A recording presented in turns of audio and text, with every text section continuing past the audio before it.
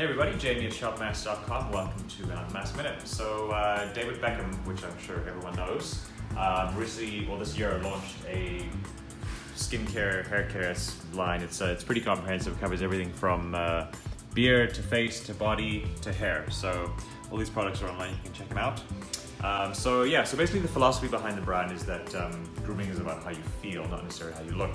And that sort of echoes our philosophy quite well. So it's one of the reasons why we decided to bring on the brand. There's a very distinct scent throughout all the products. It's very consistent. Products are made in France too, and so it's a European brand, which we don't have very many of.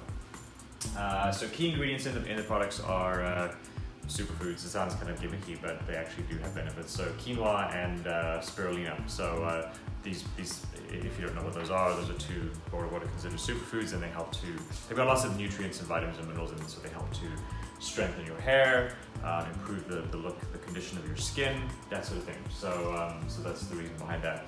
So all the products, they spent months formulating them, or David Beckham was involved in the formulation of the products.